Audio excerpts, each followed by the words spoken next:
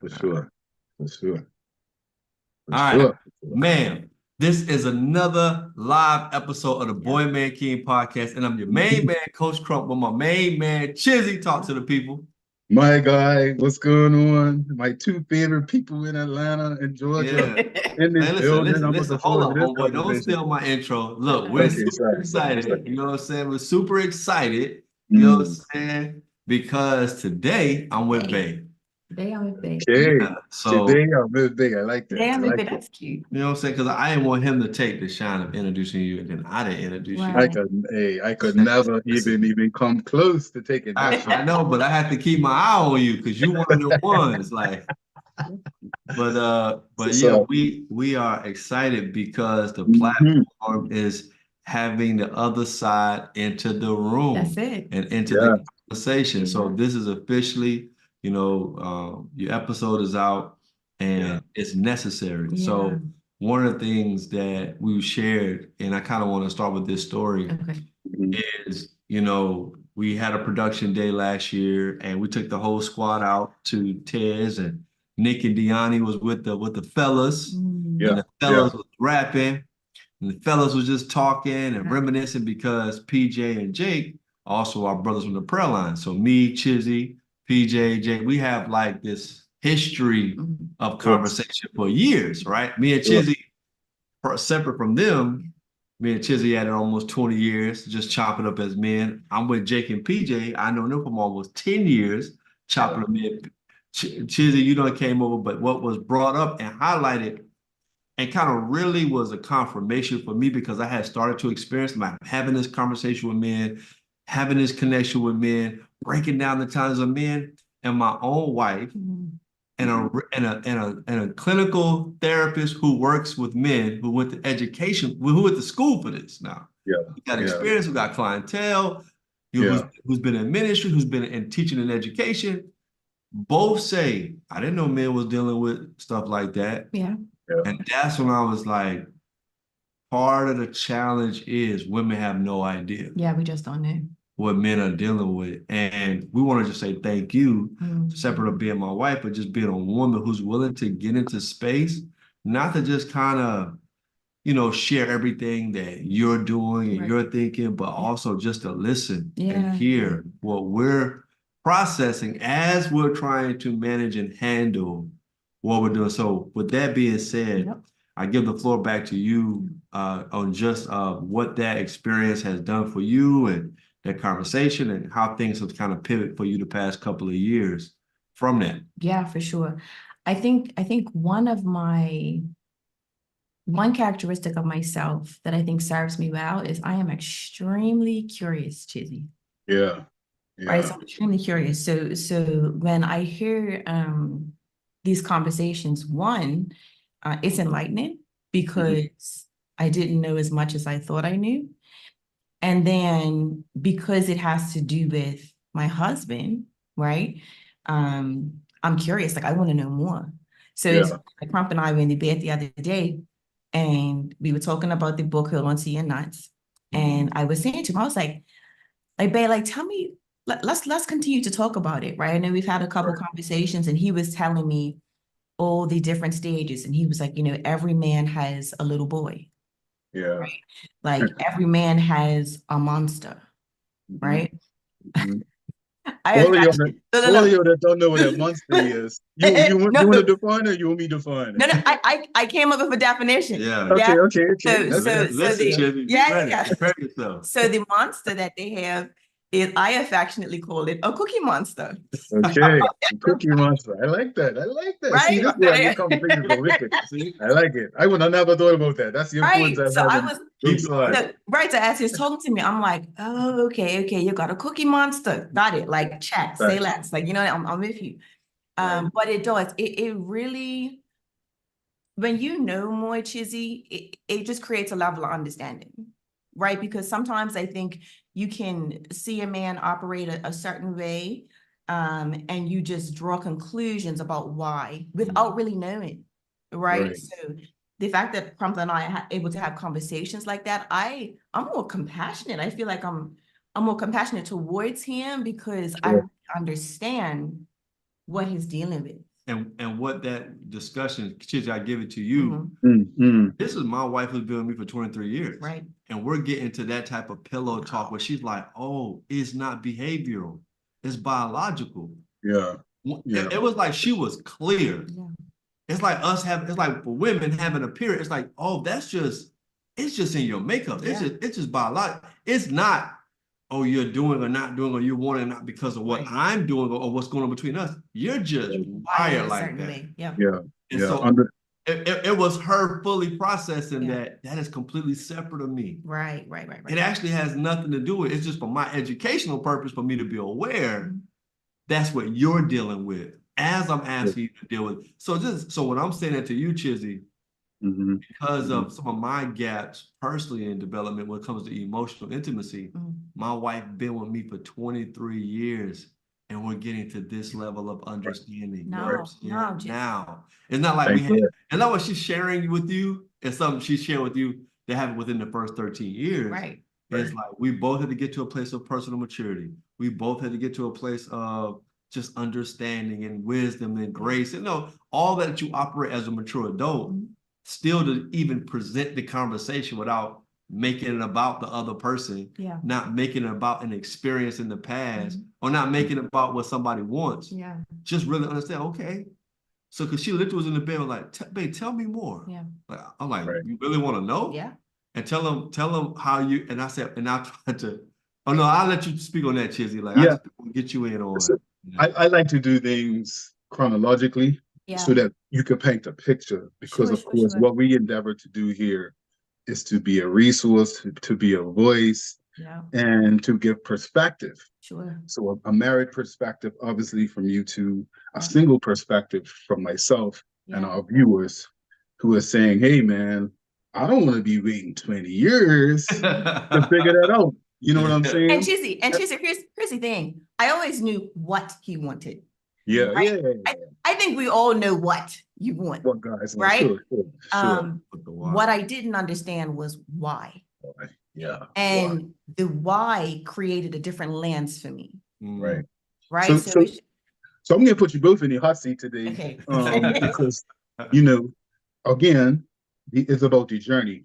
And because you have arrived at this point 20 years into your marriage, 18 years into your marriage, people were saying, like I said, I don't want to wait 20 years to figure this out. Some of this organically you'll discover when you're in a relation with somebody, when you're married with someone. But I want to speak to, in the beginning, what was it like as a married couple? What were the gaps? Vulnerability is going to be called a day today, because I think for the purposes of demonstrating and showing and revealing things to our audience, not specifically about your circumstances, but I think there's some truth and there's a lot to be learned and gained from having a transparent conversation about two young, married, committed people. Because we're not talking about infidelity, we're not talking about all these crazy things that could potentially impede progress in a situation. We're talking about the both of you sticking to the wicket, as the saying goes in Bermuda, by having challenges and not understanding the why on both ends. Because we can explore the why on ourselves, me as a man, you as a woman, but when you have to connect those dots between the two of you, the why can be different, and it has to be discussed and understood so that collectively you guys move forward. So let's go back in time a little bit. And some of this we covered in the episode, but I think the good thing about our lives is we can go a lot deeper because we ain't got the confines of time. Sure. You know what I'm saying? To a degree. Don't get too excited, brother. In the beginning, because we've been friends for 20 plus years. I was at the wedding. I remember telling Crump, look, 9 months, let's have it, Jada. And so they're done. They're more open about that. Let's have it. What were the stopgaps there?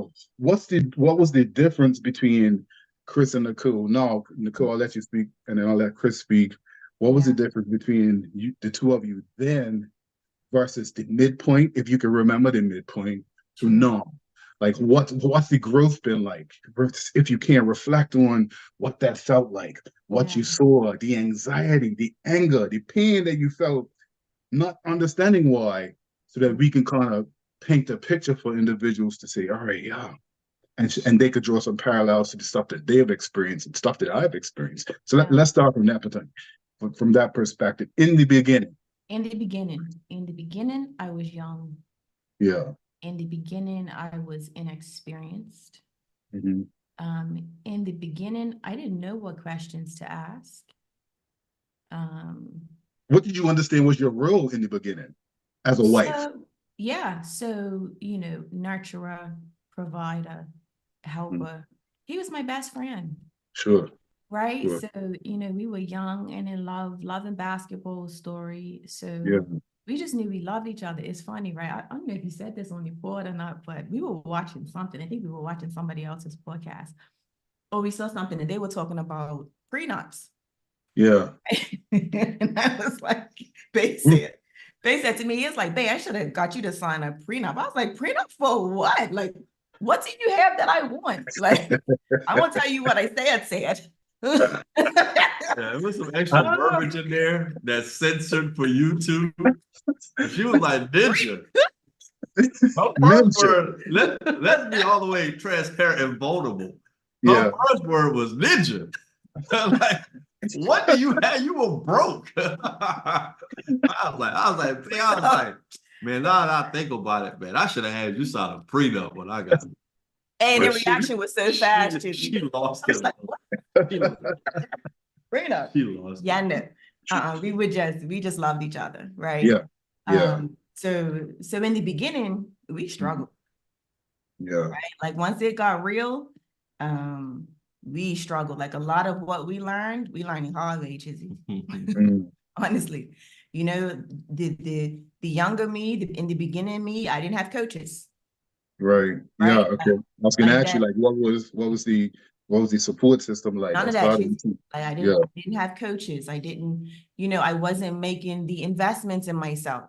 You know, I was just fresh out of university, you know, young wife trying to figure this thing out. I knew I loved him, but that's all I was riding on. I knew we shared our faith, like our foundation, you know what I mean? Like that third, right. The tie that binds him, her, and the Holy Spirit. Like we had that, but Chizzy, that was it. Right. Because I remember even talking to Chris, there was a lot of frustration at different points in your relationship. And let's be clear, I think some of this is normal frustration that couples experience as they go through a marriage process. But you don't know that when you're in it, though. Right. What was in the beginning like for you, my guy? Ditto to a lot what she said. And then my gap, I feel like there's a huge gap for me, was I was very idealistic. Yeah.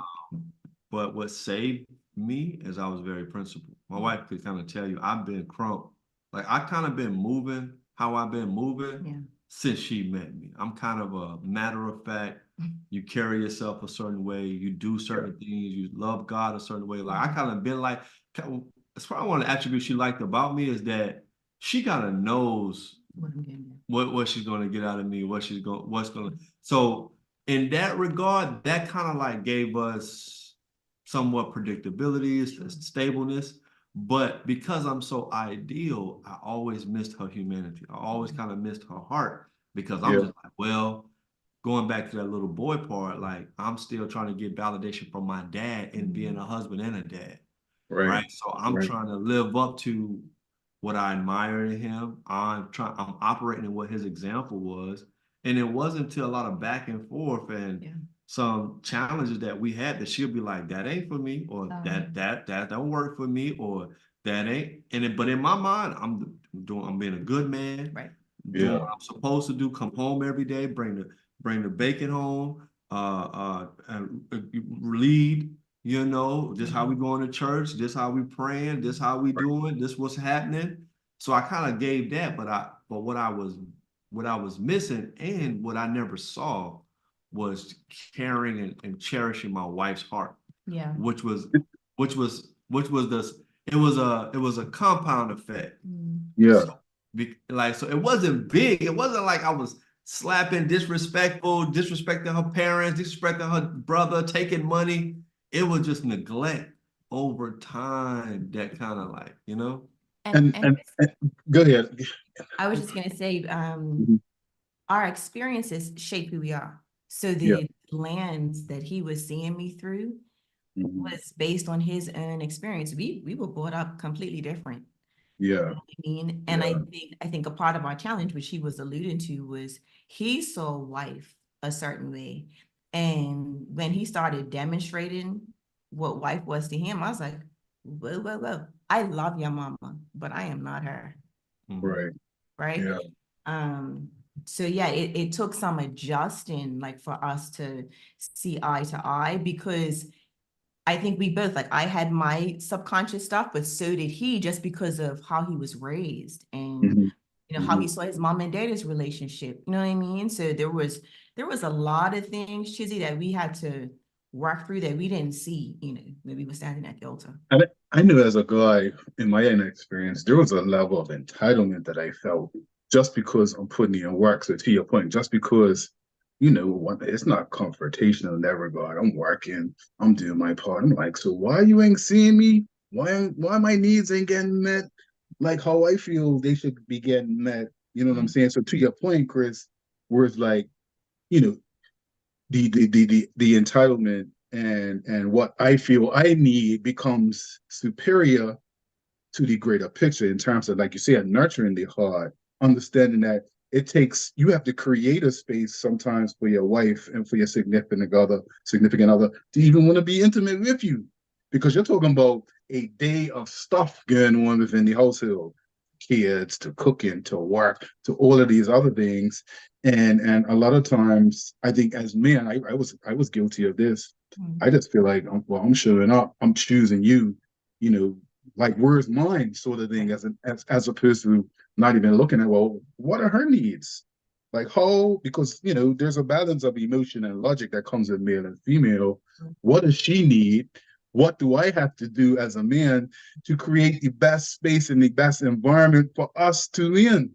So me winning is getting the, being the cookie monster, and your win is getting your heart monster, you know what I'm saying? So it's satisfied as well, so to speak, if I could That's just a good use one. this You got a word heart No, one. I do have a hard one. But I say this, Chizzy, I agree with you, and what I had to get out was the resentment of my entitlement not Yeah, getting so I'm glad even you're though touching I on had the that. entitlement, my needs wasn't getting met, still built up resentment in my heart that she didn't know nothing about.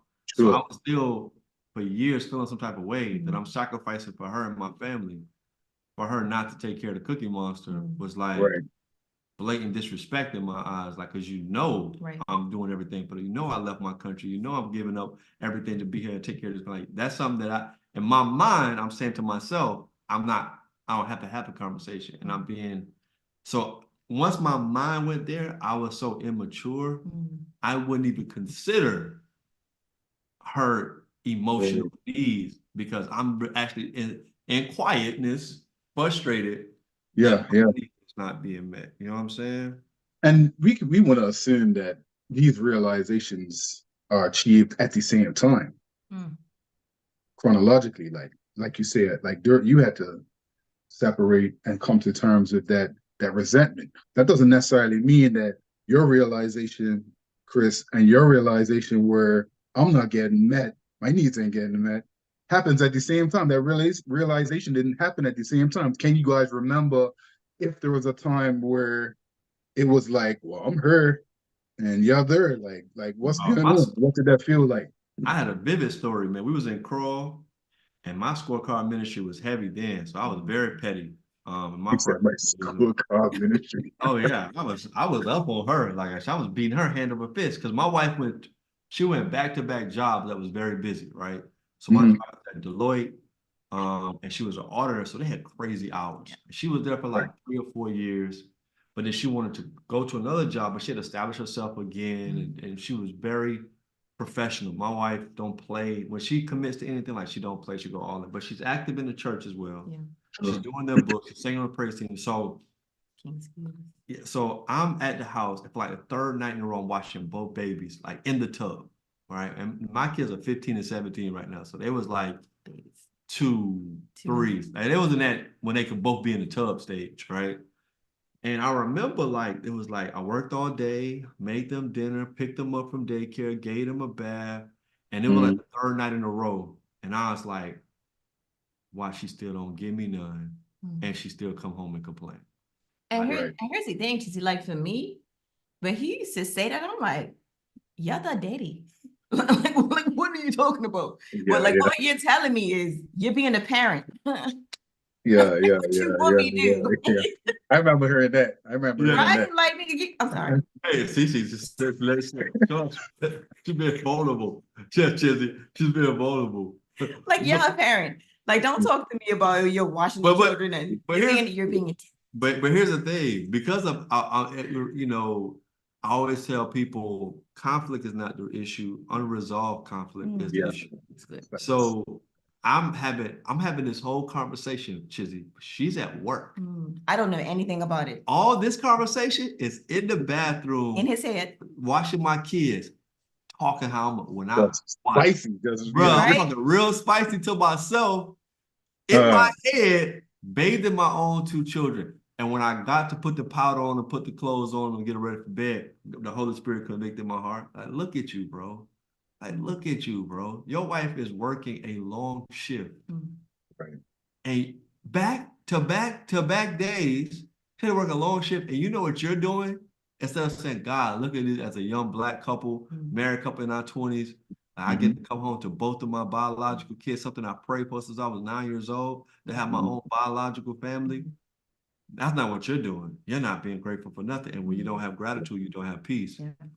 So I'm creating a whole conversation that's not lasting 2 minutes, Chizzy. Like this conversation in my head was lasting a while. And that's why I say, like, getting a mentor at 28 started the journey of me doing the self-work of getting out of this narrative and entitlement and what it's supposed to look like and what and not having these skill set of emotional intimacy and conflict resolution and how to mediate and articulate my needs in a way that's not condemning or threatening. Like all these things I had to learn over, years of work and trial and error. So I'm always grateful for her grace to like endure my educational journey of relationship. You know what I'm saying? Because here's the thing too, right? So when I would come home, I wouldn't understand. You asked earlier what were the gaps. Communication was one of them, right? So Crumpler would be at the house, he would be feeling away. I would come home from a long day at work, right? Excited to see him, excited to see the kids. And then I get this energy and I can't understand why. Like, what's this about? Like, why Crumplers? You know, he seems a little. And here's the thing: when I would ask him, "Babe, you good?" You know, he would tell me, "Yeah, I'm cool. I'm good." I'm cool. Everything's all right. That's a common thing. And you know, in general, you ask somebody, how you feeling? You know, you expect them to be good. Most people don't even anticipate the real answer of, man, I'm struggling. I need this. This is what I'm getting on. Because you know, I get it. So that's also part of that communication piece and understanding that, you know, the intentionality is critical to developing the rapport, not just a marriage, any relationship. Chizzy, were you like that? Because I always said I'm good because, and it took me a long time. I'm talking about it took the COVID happen for me to get to this point where I felt like me expressing my needs to my wife was somewhat burdensome. Like the narrative I had was me even telling you that I need you to do something for me was in my mind in this weird macho mentality, is alpha male presence. Like, I don't want to bother you or stress you about my needs. Like, I'm good. I'm always good, but even though I'm actually not good, you know what I mean? I just always remember being angry. I just always remember being angry. Why? Like, why? Like I never got past the entitlement phase to the resolution phase. I always was why? Like, why? Like, I'm her. I'm me. I could, you know, forsaking all others. And the others was like, others. You feel what I'm saying? So why not you? Why? Like, why? What I gotta do? And then, you know, obviously some of that stuff is my stuff. And some of that stuff is somebody else's stuff. Right. You know, we don't want to assume all the time that the brothers and the men are always at the helm of stuff messing up. Let's be real. Part of the reason why we're having a conversation with a married couple is because it's two sides to a coin. And our ladies need to understand certain things. We're gonna get into that later in the conversation. Our ladies need to understand the things that it's important to understand in terms of the why, in terms of the how, in terms of, you know, let's deconstruct all of this, you know, this narrative that, you know, is one individual's responsibility to really address it. Chris, you talk openly about this. You know, you talk openly about how you felt, your entitlement. Nic, I want to ask you. I want to kind of flip the script a little bit and say, like, what was your at the helm of your anger? What did you feel? Where did you feel the disconnect was for you outside of the communication piece?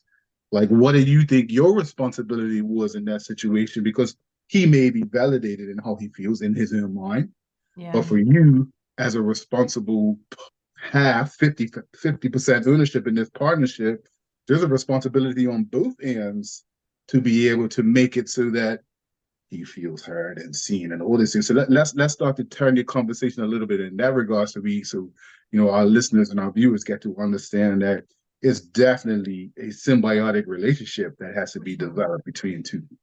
Yeah. Um, I was frustrated. I was frustrated for a very long time. Mm-hmm. And I think part of my frustration was, I think I told you I used to suffer from perfectionism, right? I Right. was very particular. And I used to want things done a certain way, right? Sure. Um, and I think because Crumpler used to take a different approach, Mm-hmm. perfectionism is dangerous. It's, like, Mm-hmm. I feel like one is rooted in fear, Mm-hmm. Mm-hmm. right? And it it steals grace. Like, it doesn't allow you to extend grace and extend Yeah, mercy because I you agree. have this mindset that you're better than, right? And I think that wasn't fair to him. So I think because, cum laude graduate, Yeah, passed the CPA exam, right. working at some Fortune 500, some of the best, accounting and insurance, reinsurance, like, for all intents and purposes, like, I had it going on, right? Yeah, And you can tell yeah, me nothing. So initially, so I'm thinking if there's a problem, it can't be me. right. It can't be me, Chizzy. You know And what that, I and mean? yeah. I'm Like, laughing because that's a big thought process, not just for women, but for right. men too, because that's where his entitlement came from. Yeah, It's like it can't I'm be me. showing up. It can't be me. Right. Like, Yeah. like, it can't be me. The problem must be with him. Like, he Must needs be me. it Yeah, must be with him. Like, because I'm a good person, Mhm. Mhm. anybody will want to wife it. You know what I mean? Mhm. Like, say, something's wrong with Crumpler. So it's crazy how we were both thinking the same thing. Yeah, yeah. Like, his thinking something's wrong with her. I'm thinking something's wrong with him. Right, And we're not having the conversations, or, yeah, because when we did, he would get defensive. Because contrary to popular belief, Chizzy, yeah. I I could, no chaser, straight, straight to it. I I give it to mean, those who know, hear me? Those who him. know, hear me? So I like how you put that little caveat in there, contrary to popular belief. But those who Right. know Like, what's up. Chizzy, I get right to it. And my approach doesn't work. Not for Alpha. You know what I mean? Like, my approach, his immediate response was defensive. So we're not getting anywhere. So Right. even though communication was the issue, when we tried to communicate, the approach was wrong. Our coaches now tell us time, turn, technique. Sure. So you have to Sure. know when, Yeah. right? You have to know how to say it. Yeah. You know what I mean? Like, Yeah. you have to use wisdom I know in what to say. conversations. That's it. So we do better now. But yeah, like, we were both thinking we were it, and nobody wanted to ban. Problem. When did you, yeah, I was going to ask you, when did you start to see the shift? I know you spoke earlier in the beginning, you said in the last couple of years, you guys are getting into your good groove. But when did the intentional change and then the residual benefits of that shift in both of you's view, when did you guys see that coming? So quiet is kept. It was frustrating for a very, very long time, like Mm-hmm. long time. And so COVID, I was getting up 4 o'clock in the morning doing Uber. I came from Uber to do some coaching in between doing Wolfpack. I did that 4 nights a week, and I finished close the gym at Wolfpack so we could just because I kind of brought my family over here. My wife left her career, so I felt some type of way personally. Yeah. That's one. And I didn't want my wife or kids feel like their lifestyle will ever be compromised. And while I'm doing this, my wife is like, "Hey, I'm lonely. I'm tired. I don't have a lot of friends over." I'm like, "Okay." I'm like, but I'm trying my best to just stay above float, right? And it got to the point where I was in this exact studio about 4 years ago. And I said, I apologize. I apologize for making you think I was going to. And we talked for like 2 hours. And this was the start for me, where I let go of all the Superman complex. I apologize. I was going to always have your back. I apologize. I was always going to be there. I was going to be your ride or die. Because she was depending on me, and not just for money. Like, my wife was depending on me as a friend, as a partner, as an emotional partner, as a physical partner, as a financial partner. But I was walking around like, "Hey, you should, because I got it all together and I'm gonna always figure it out." And I said, "No, I apologize, babe. The only person you should always depend on is God." Yeah. And that, just confessing that to her was a big relief of how I was moving and why I was moving a certain way around her, and to kind of buffer any expectation that begins to be unrealistic, about what we do and how we do as a partnership. Because I was confused, Chizzy. You know what I mean? Because I knew what he would say to me about who he was, and the type of person that he wanted to be, but his actions were contrary. So I'm just like, bro, you are legit. I don't understand you. How did you shift that? Was it what he said, or was it something you had to adopt? Not to say that he was operating at a deficit. I'm not saying that. I'm not suggesting it at all. But of course, there's always a mind shift that needs to take place, because a lot of this stuff is self-imposed. It's stuff that is completely erroneous, and it has no real base outside of what's in our head. You know what I mean? No, 100%. It wasn't until we had this level of conversations where I was able to better understand. Because before that, I was just like, it doesn't make sense. It does, like, none of it made sense. And how I'm wired, I do like to understand things. So it frustrates me when I can't figure it out. So I used to even ask him, like, Crumpler, help me. You know what I mean? Because I'm really trying here, but there are some pieces that if you don't put them in the puzzle, I honestly don't think I'm going to be able to wrap my head around it. So I didn't know how to move. Chizzy, I was trying everything and just failing because we couldn't talk. Like, we couldn't have conversations. Like, I would beg him, can you please tell me? Because here's the thing, when it came to me telling him the gaps that I saw, I would tell him, like, boom, boom, I could rattle them off. And I'm like, your turn, Crumpler. Because like you said, it's a two-way street, right? So I'm like, tell me, because I know there are some things that I'm not doing. Like, there are some things that I'm missing. I need you to tell me, because I have blind spots. Like, there's some things that I'm aware of, but there are absolutely some things that I don't. If you don't tell me what they are, what do you want me to do about that? I can't do better if I don't know better. Like, if I'm missing something, I desperately need your help. And we didn't get there until recently. And the biggest shift was, I told her this, she rededicated her life 2 years ago. And not to say it like this, that's between her and God. Yeah, it is. It is what it is. So I didn't personally feel no type of way like that, how that was going to affect me. I'm like, okay, God bless you, right? Yeah, but you know what it comes with, though, and you, as a learned man, as a God-fearing man, you know what, man, your focus shifts from yourself to God. You're saying in terms of your day-to-day operations, you was unaware. Explain. I want to hear your point. Yes, because I live with her, I work with her every day. I'm like, okay, you got baptized. Okay. Right.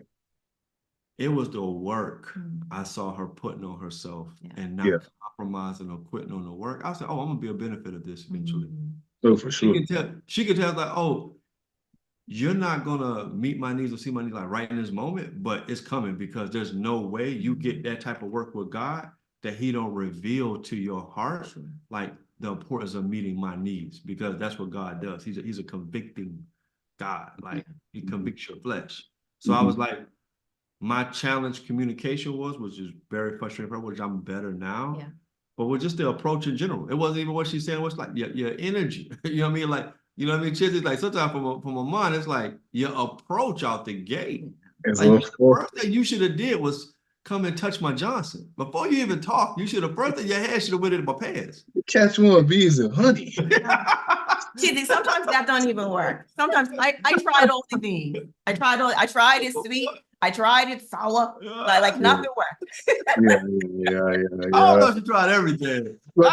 Hey, But the Listen, difference I is, did. I had a yeah, blonde wig. I had a black one. I had a red one. I okay. swung them all out. I don't know. I don't know what all those wigs are. I was really must be traumatized because I don't even know what the wigs Yeah, are. Tried all the things. I love it. I love it. So, Nick, I want you to talk to the ladies, the single ladies in particular, Yeah. because there is this aura, Mhm. there's this culture that's being created. I've been watching a lot of like dating type shows and red balloon type stuff and men hosting podcasts where a whole bunch of misogyny and this is how you should deify me as a man and all this weird energy that's out there Yeah. nowadays that's really creating a greater divide Come on, between man and females. And I think, it's essential to really, really stand from a space of truth. Mhm. Because as we know, a lot of this stuff is rooted in insecurity. It's rooted in the devil really trying to create separation and break down families. I'm guilty of it. Trust and believe. I'm guilty of it myself in my own experience. Just not really, you know, shaping my own character so that certain I can see things a different way. I can feel things. I can receive things a different way and not feel like it's threatening to my manhood. Yeah. And so, to your point, like the benefit of rededicating your life and really spending time in the Word and sharpening your character through Christ, that prepares you for a lot of stuff. It You know what does. I mean? And there are people out there that don't even subscribe to religion and belief and stuff like that. Yeah. But I want to hear from a married woman, Yeah. young married woman. Obviously, you guys are still young, of course, seasoned in the game, and you're talking about a few years of just finding a groove, so to speak. Yeah. Like, Yeah. what type of preparation Mm. do our ladies, and of course, we talk to the man all the time. You know what I'm saying? What? Yeah. Because I think the essential voice is a female voice because we're looking for queens. Mm. I'm doing a deep dive in Proverbs. Proverbs talks about wisdom, Solomon. At the end of Proverbs, he talks about the virtuous woman. Yeah. So, Yeah. for me, I'm like, how can me as a single guy, how can a single woman, Mhm. what does she have to do to really be able to present in a way where, a guy like myself and other guys can receive it in the right and we could just win. Like, what do you recommend? I'm putting you in the hot seat in that regard, but what do you see No, I receive to it. be essential? Because, like, truth be told, I don't feel like a lot of women are given a voice that's necessary to even support the stuff that we struggle with as Yeah. men. Yeah. Which is why obviously it's essential to have these conversations. I kind of want to give you the floor to speak to that a little bit. Yeah, I feel the shift for me was focus. We were in church last week and Dr. Daniels was talking about clarity. He said if you get clear, like clarity is dangerous. You know what I mean? Sure. Like a clear person is a dangerous person because they know exactly what it is. Like they know where to focus. You know what I mean? So that you can walk confidently, boldly in purpose. So Mhm. for me, the big shift was dialing in my focus and focusing on the only thing that I could control, which was myself, right? Yeah.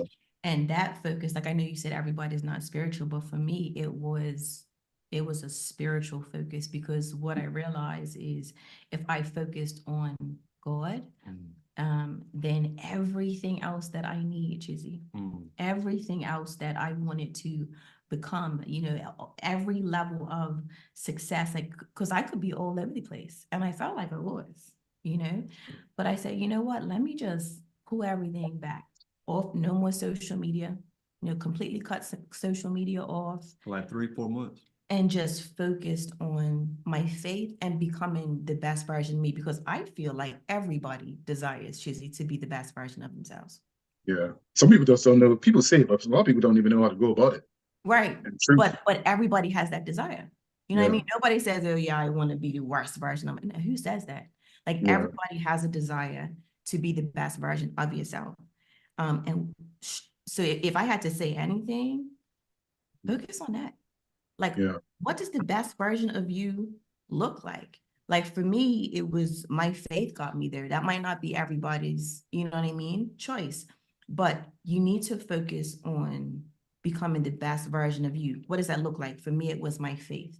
For me, it was getting coaches, right? Yeah. For me, it was serving, because it's good to talk to people and to have conversations, because hearing other people's struggles is humbling. Sometimes we think like we're going through the worst, like Sure. was it third world problems? Sure. But until you get out there and serve, Chizzy,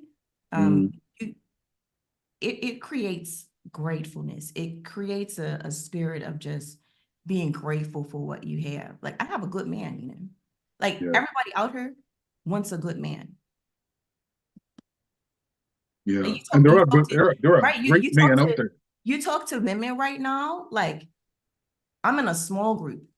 The dating game has completely changed. It is hard to find a good man, right? And a lot of the singles are struggling, Chizzy. So it's like, Nick, like hearing some of the things that you're complaining about, bring them to me. I'll take all of those types of troubles, right? So I don't want to go too far off track, but yeah, Chizzy, like focusing on being the best version of me allowed me to become a good wife for Chris. Yeah. Right. It allowed me to extend grace and extend compassion, and coaches, like having the right people in your ear. I think your environment matters. Like who are you taking advice from? Like who are you listening to? Like what does your friend group look like? Are your friends married? Do you have people in your circle that are married? Like if this is something that you desire to be, think about anything that you desire to be, Chizzy. Yeah. You want to learn how to play basketball, who you get around? Basketball players. You get a basketball coach. You're in the gym working out. Like, you know what I mean? Like if this is something that you desire to do, like what are you doing? Who are you doing it with? Who are the influences that you have? What are the circles that, you're running in? What books are you reading? You know what I mean? Like, what are you doing to become good at a thing? I think marriage is no different. The same way you want to be great at anything, you take the same approach with relationships. It's not rocket science, Chizzy. It's not rocket science. Like I'm not saying stuff that people don't know.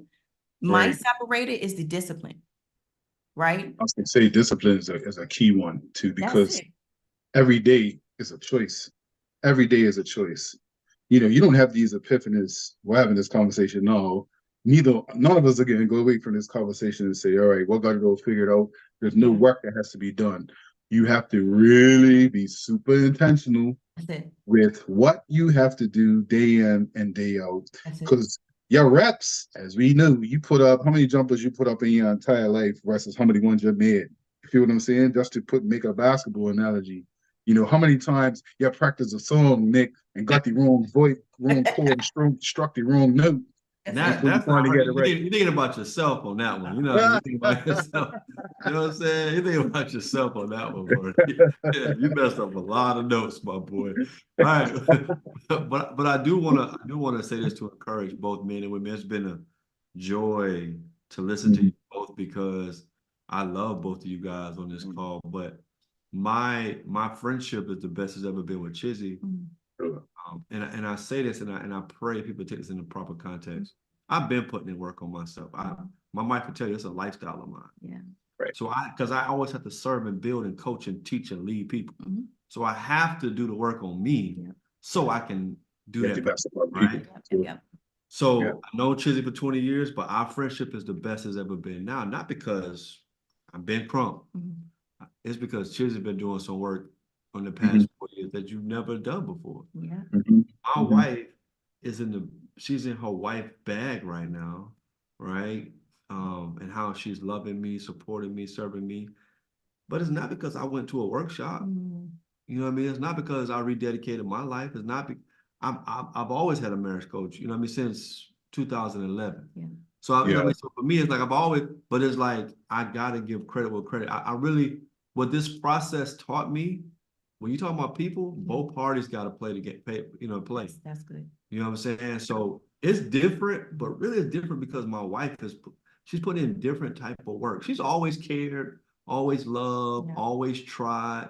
But the type of work that she's putting in on herself right now on a regular basis, not because of an event, not because the fire got to be put out, but just because it's her lifestyle, the name she's put on the book she's bought, the book she's downloaded, the women relationship she's built the past 2 years, the work she's put in has created a different experience for our marriage. For sure. You know what I'm saying? Yeah.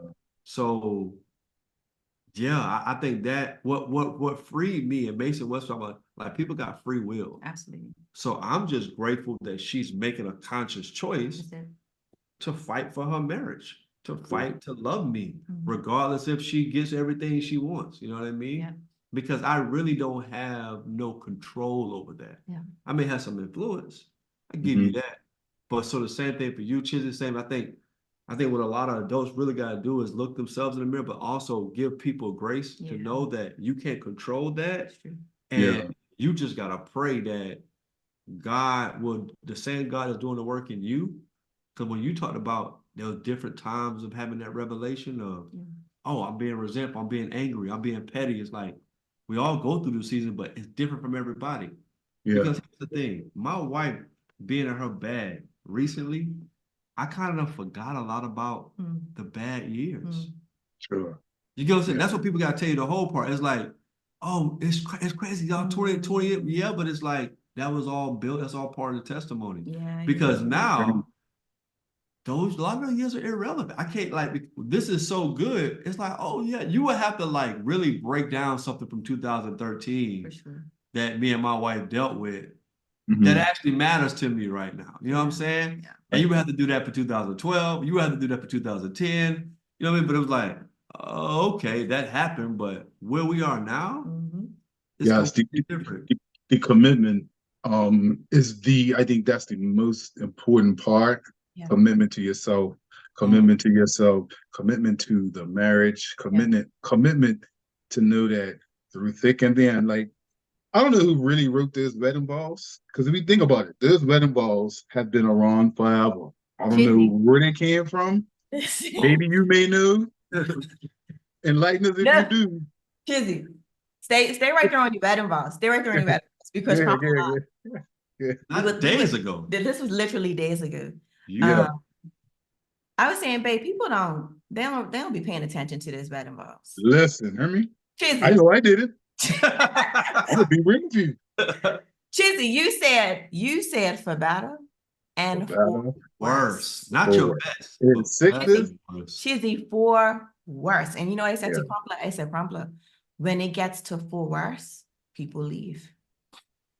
Trust me. When it gets to for worse, sometimes people aren't built for worse. Like they say it at the altar, but when it really comes down to it, people are not built for worse, Chizzy. I don't think people really know what they're saying yes to. I don't think they do either. And more importantly, I don't think it's they look at where they are and what they're experiencing and how they feel. Because I could be saying for better or for worse, but that don't mean the other person's saying the same thing. You know what I mean? Yeah. And that plays out in action, that plays out in psychology, that plays in how you show up, that plays out in a lot of different ways.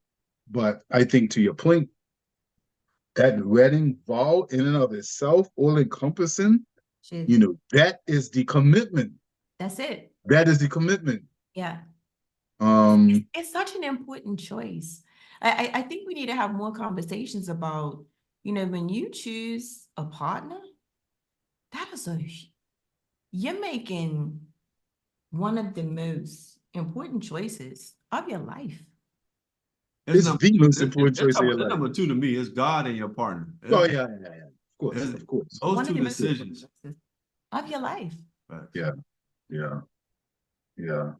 And, like I said, as a guilty party, the man I am today versus the man I was then, like I said, I'm only accountable for me. Yeah. And so this is the important piece for women and other people who are not taking their own personal, spiritual, and developmental journey serious, Yeah. which is why it's so very important to evaluate that relationship, that marriage on a consistent basis to see where you stand and where you are.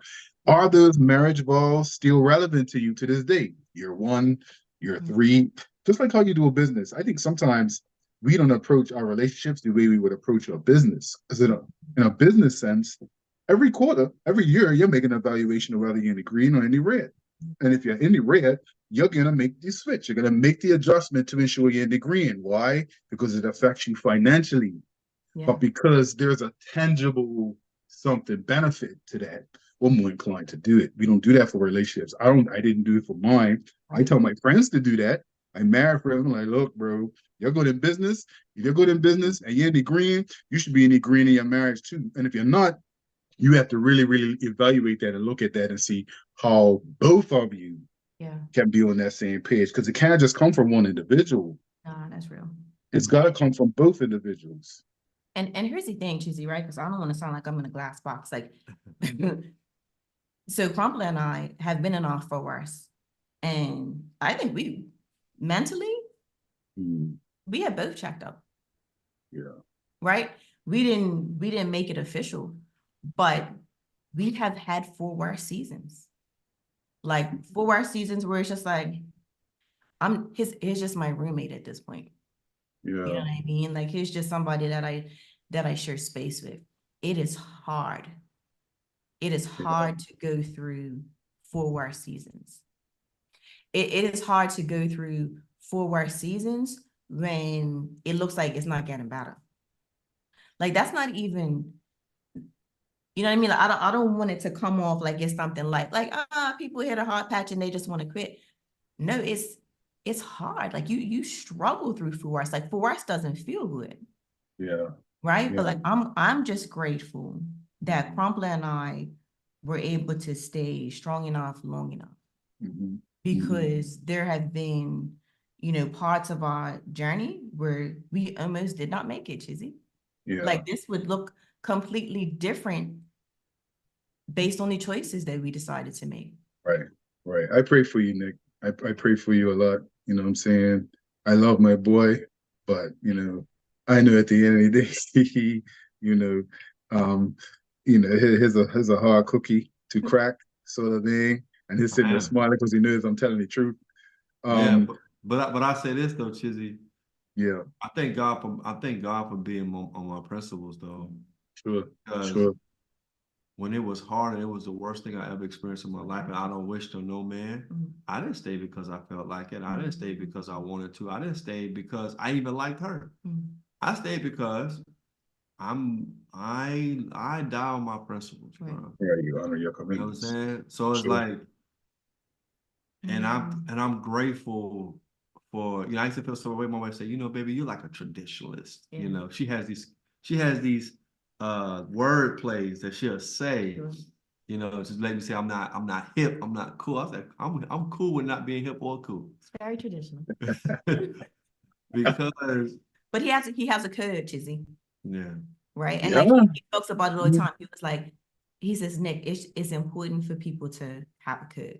Like you need to know what you stand for and what you don't. Like you need to have something that is bulletproof, that your emotions won't sway. You know what I mean? Like even when your emotions are high, or you feel like this is what brings you back. Like this is your baseline. You know what I mean? Like before you do anything crazy, let's come back to what are my values? Like what is my code?